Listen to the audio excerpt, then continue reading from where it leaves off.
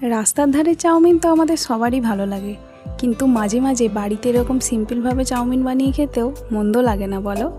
চলো আজকে রেসিপিটা তাহলে দেখা যাক। আমি চাউমিনটা একটু কম তেল ব্যবহার করেছি, একটু হেলদি করার জন্য। জানি চাউমিন হেলদি না, তো তার জন্যই সবজিগুলো কেটেছি আর মাংসটা ম্যারিনেট করে রেখেছি। তারপর ডিমটা ভেজে নিলাম। ডিমটা ফার্স্টে অমলেট হয়ে যাচ্ছিল, তারপর এটাকে স্ক্র্যাম্বল করে ভেজে নিয়েছি।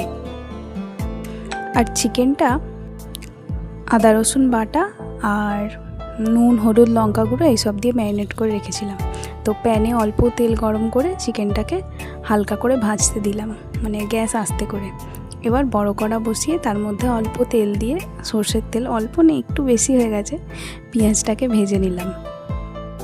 পেঁয়াজটা একটু ভাজা ভাজা হলে সাথে সাথে চিকেনটাও একটু একটু নেড়ে নিচ্ছি।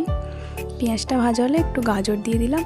গাজরটাকে নেড়ে চেড়ে ভাজতে ভাজতে একটু কাঁচা লঙ্কা, বিনস, তারপর বাকি যা সবজিগুলো আছে একে একে দিয়ে দেবো।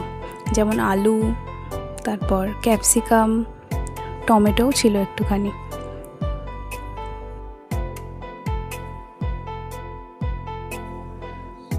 সবজিগুলো হালকা ভাজা ভাজা হয়ে গেছে। এবার একটু নুন হলুদ আর সামান্য লঙ্কা গুঁড়ো দিয়ে মিশিয়ে নিলাম। চিকেনটাও এদিকে ভাজা ভাজা হয়ে গেছে, সবজির সাথে মিশিয়ে ভাজা ডিমটাও মিশিয়ে নিলাম। এবার একটু সোয়া সস, একটু গ্রিন চিলি সস আর একটু রেড চিলি সস দিয়ে মিক্স করে নিলাম। তারপর সিদ্ধ করে রাখা চাউমিনগুলো দিয়ে হালকা হাতে মিশিয়ে নিতে হবে।